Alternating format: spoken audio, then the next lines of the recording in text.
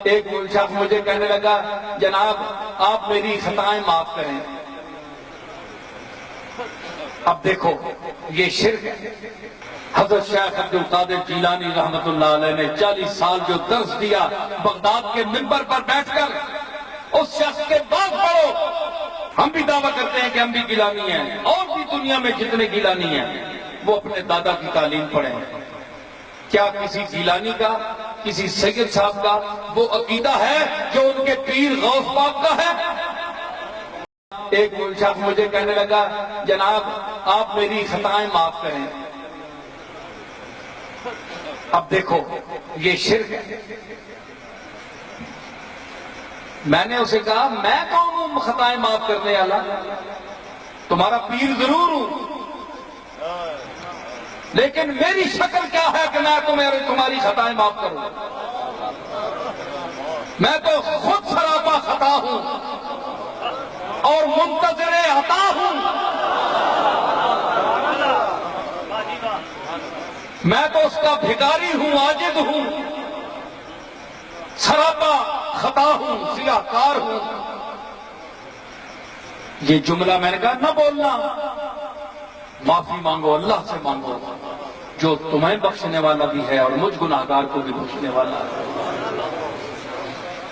سمجھ آئی؟ ہو سکتا ہے کہ قیامت کے دن تم مجھ سے پہلے بخشے جاؤ اور میں پیچھے دھکے کھا رہا ہوں۔ تم کس کی بات کر رہے ہو؟ تمہیں پتہ نہیں کہ اس کی ذات کیا ہے؟ وہ غنی عن العالمین ہے۔ تو خطائیں معاف کرنے والا وہ ہے۔ ہاں اگر کسی نے حقوق العباد کے حوالے سے میرا حق طلب کیا ہے، میری چیز دبائی ہے، مجھے ایذا پہنچائی ہے، تو اس کو حق ہے ایز اے انسان ہونے کے کہ وہ مجھ سے معافی مانگے یا میں کسی سے معافی مانگوں کہ تم میری خطا معاف کر دو۔ فلاں صاحب میں اپنے مرید سے کہوں کہ مجھے تم معاف کر دو کیونکہ میں نے تمہاری حق تلفی کی ہے۔ اب اللہ اس وقت معاف کرے گا جب بندہ معاف کرے گا پہلے۔ ہاں اس قسم کی معافی ہو تو آپ مانگ سکتے ہیں، لیکن مطلق معافی وہ صرف مالک دے سکتا ہے، جس سے رسول بھی مانگتے رہے، اولیاء اللہ بھی مانگتے رہے، اور پوری کائنات اپنے اپنے مقام پر اس سے معافی مانگ رہی ہے۔ تو یہ عقیدے ٹھیک کرنا، لوگ کہتے ہیں تم تقریر کرتے ہو اور اپنی علمیت کے اظہار کے لیے، میں نے کہا یہ تو میرا مالک جانتا ہے، میں تو معمولی سے 2-4 لفظ جاننے والا ہوں، مجھے کوئی علم کا دعویٰ نہیں ہے، لیکن میں بڑے بڑے علماء کو مخاطب کر کے کہتا ہوں کہ جو لوگ کتمان حق کرتے ہیں، حق چھپاتے ہیں، عقیدہ نہیں بتاتے، اور وہ مشائخ جو اپنے آپ کو اللہ کا صحیح و شریک سمجھتے ہیں کہ جب وہ ہاتھ اٹھا جائیں تو معاذ اللہ اللہ کو وہ کرنی پڑتی ہے بات، وہ اپنے گریبانوں میں چھانکیں، ان سے میں بے علم اچھا ہوں جو میں سیدھا اپنے عجز کا اعتراف کر رہا ہوں۔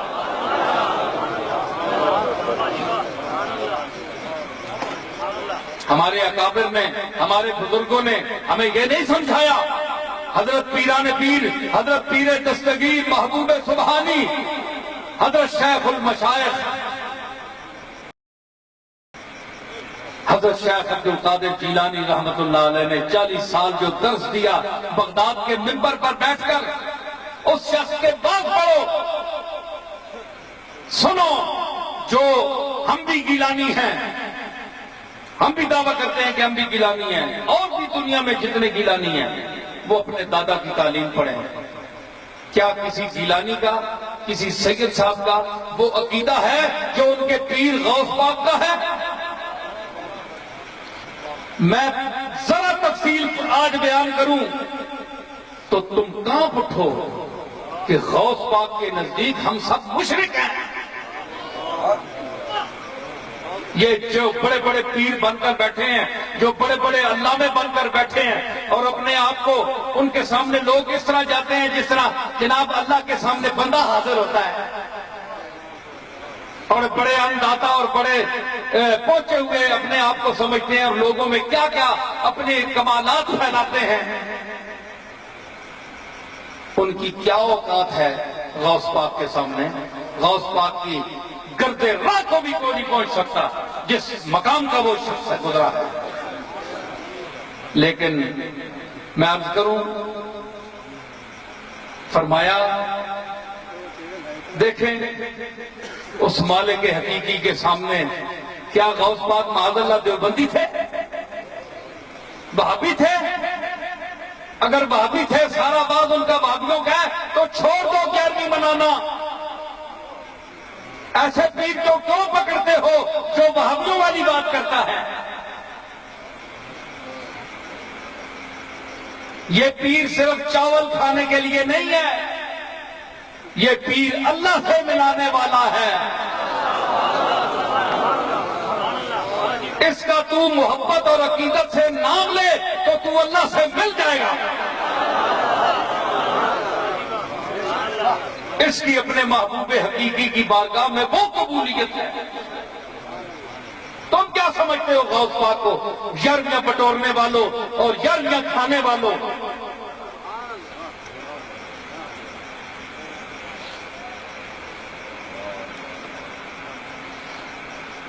فرمایا بندہ مار گیا ہے. عرض کی گئی کہ بلا پتہ نہیں اس کا کیا حال ہو سی، مہربانی فرماؤ. فرمایا میری گلی چو کدے لگے؟ نہیں جناب منکریا. میرا لنگر دا پورا کدے کھادا؟ قبلہ نہیں. فرمایا میرا چہرہ دیکھا کدے؟ حضرت چہرہ تو اس دیکھا ہے. شیخ نے ہاتھ اٹھائے بارگاہ ایرتی میں. شیخ فرمایا میرے مالک تیرے اس عاجز عبدالقادر کی گلی بچوں بھی نہیں لگیا. اس نے لنگر دا جڑا خود لنگر دیتا ہے میں نے اس دا پورا بھی نہیں کھادا. میرا چہرہ دیکھا، میرا چہرہ تیری بارگاہ میں چکنے والا ہے. میرے اس چہرے کی جو تیرے کو قیمت ہے اس نے صدقے اس نے مغفرت فرما. خواب آئی دوسرے دن، بندہ بخشیا گیا. اللہ فرمایا شیخ عبدالقادر دا چہرہ دیکھے جا میں تینوں بخش دیتا.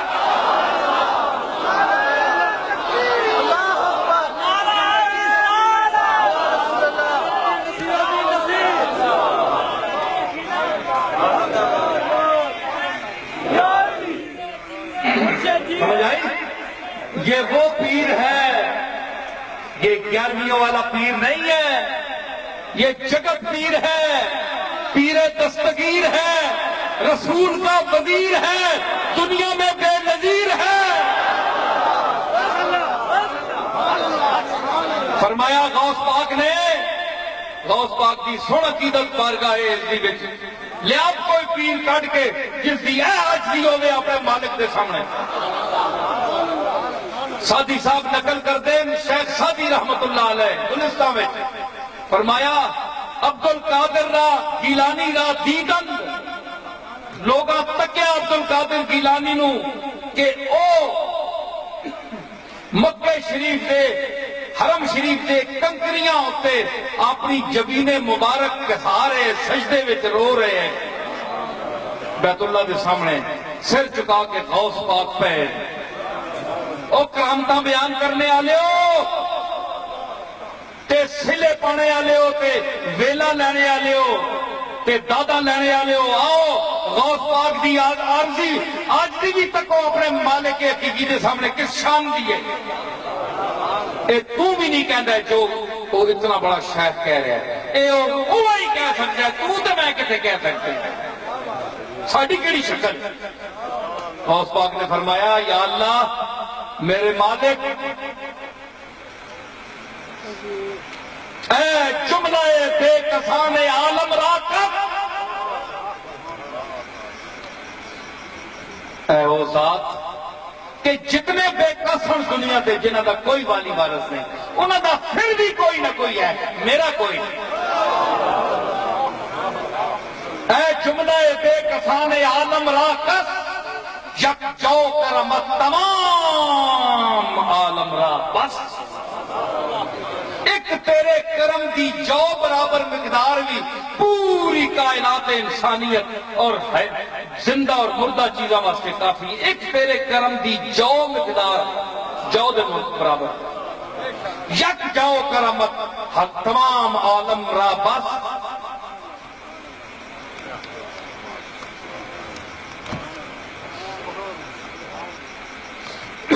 یک جو کرمت تمام عالم را بس ایک ادھے ربائی سنی نے بولو آئے اے بھی غوث پاک دی ربائی ہے اے پیران پیر دی ربائی ہے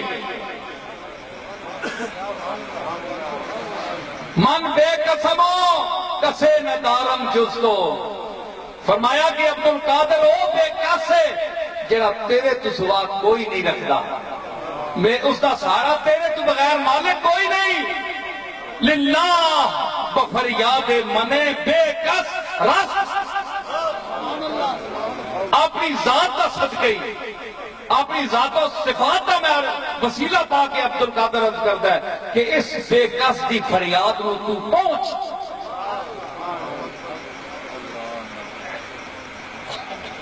یہ شیخ دی تعلیم ہے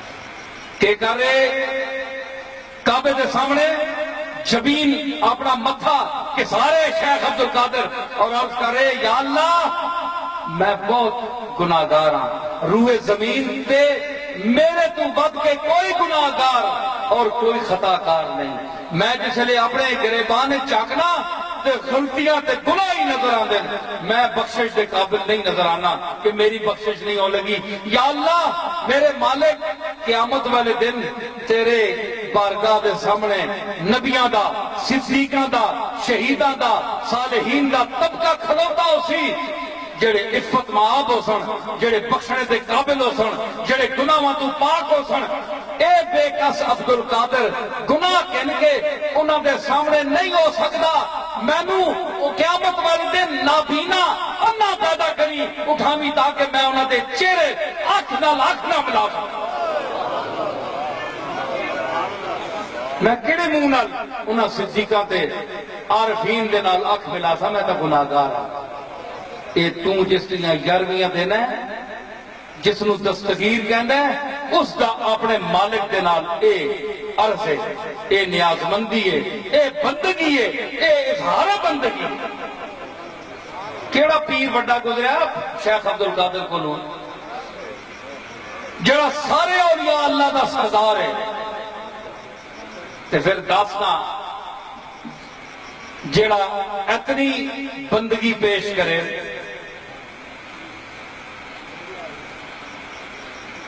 اے تو میں ایک گل سنائیے نا تو اڈا مگر چکرا وجے میں گلہ سناواں تے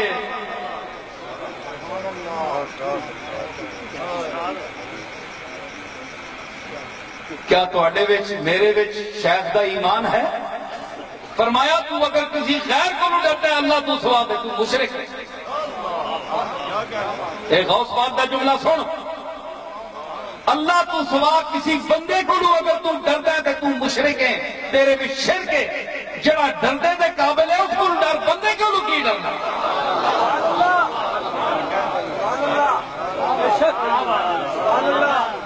اے تیرے پیر دا قول ہے جس میں تو شیخ عبدالقادر کہنا ہے آج میرے جا پیر ہوئے یہ آکھے میرے کو ڈر جی تو انہوں پتہ نہیں کی ہو جائے گا میں چکر دے ماں تو انہوں برباد کرا تو اڈے عقیدے خراب کرا میں سیدھی گل کر رہا تو انہوں تسی اپنے عقیدے ٹھیک کرو اللہ دے نال رکھو تعلق جس سے تسی بھی محتاج ہو تو میں بھی محتاج ہوں تو میری ساری جد محتاج ہے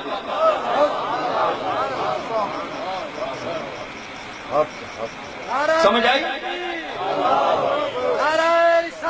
اے جس ویلے درباراں تے اسی جاندے ہاں تے اے چما چٹی تے بوئے چمنے تے سجدے نے شکلاں بنانیاں اے ساریاں رسول اللہ دی تعلیمات کے خلاف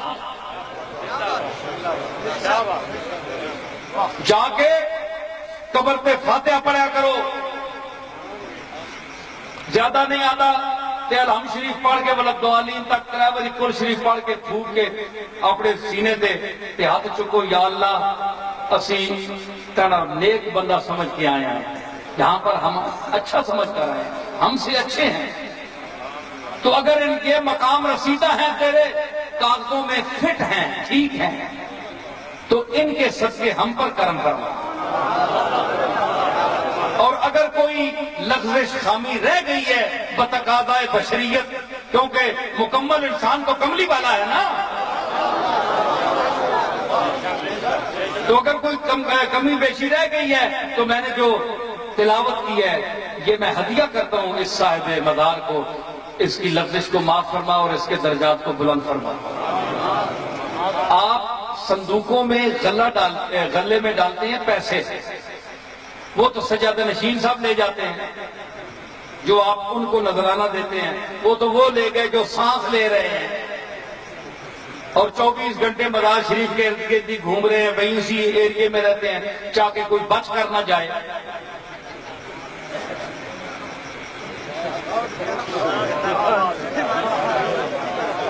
ٹھیک ہے، تو آپ نے پیروں کو تو جو زندہ ہیں ان کے صاحبزادوں کو پیروں کو تو نذرانہ دے دیا، ارے جس کے صدقے پیروں سے مل رہے ہو اس کو کیا دیا تم نے؟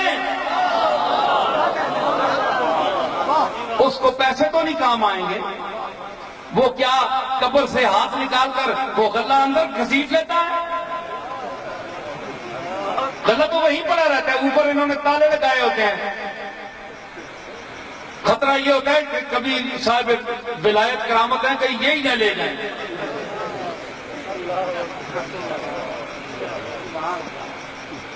تالے لگے ہوتے ہیں بھائی، کسی بزرگ آدمی نہیں چھٹ کے قبرہ تو اپنے چیز میں یہ تسی کھانے پہ ہو، انہوں نے کہا کہ بلا تالے لگے تھلے اور بڑے پروگرام ہو سی، تالا تو سا کو نہیں کھولنا، بڑا پکا ہے۔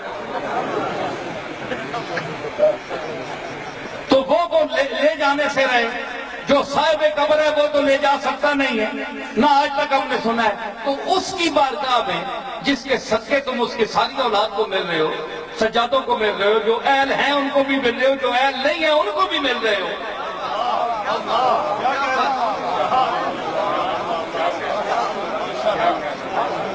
عقیدت سے نہ صحیح دنیا داری سے ایک نذرانہ پیش کر رہے ہو تاکہ ان سے کل دنیا کا کام پڑے گا تو ان کو بھی پیسے دے دو، ذرا خوش کرنے کے لیے بھی مرید کرتے ہیں نا، پتہ ہوتا ہے یہ اہل نہیں ہے پر دینا پڑتا ہے، دنیا داری میں کام آ جائے گا بندہ۔ تم نے صاحب مزار کو کیا دیا؟ تحفہ تو تم نے اس کو دینا چاہیے جس کے لیے تم آئے ہو، اس کو نذرانہ کیا پیش کیا؟ اس کو حکم ہے کہ تم قرآن مجید پڑھو، قرآن مجید کی تلاوت کرو، سینے کی طرف کھڑے ہو کر ارسال ثواب کرو، اللہ کی بارگاہ میں بھیجو جس طرح میں نے طریقہ بتایا، عرض کرو تو شیخ خوش ہوگا۔ یہ حضرت پیر مہر علی شاہ صاحب نے یہ بات لکھی ہے، انہوں نے بھی لکھی ہے کہ تم دوسروں سجادہ نشینوں اور صاحبزادوں کو دیتے ہو، صاحب مزار پہ غلوں میں ڈالتے ہو، تو صاحب قبر کو کیا دیتے ہو؟ وہاں جو کام اگلے جہان آئے گا وہ تو قرآن مجید ہے، قرآن شریف پڑھو، وہاں پڑھ کے ارسال کرو۔ تم نے ہدیہ پیش کیا، اگر کوئی ان میں خامی ہے اللہ کے ہاں تو اللہ معاف فرمائے، تم عرض کرو۔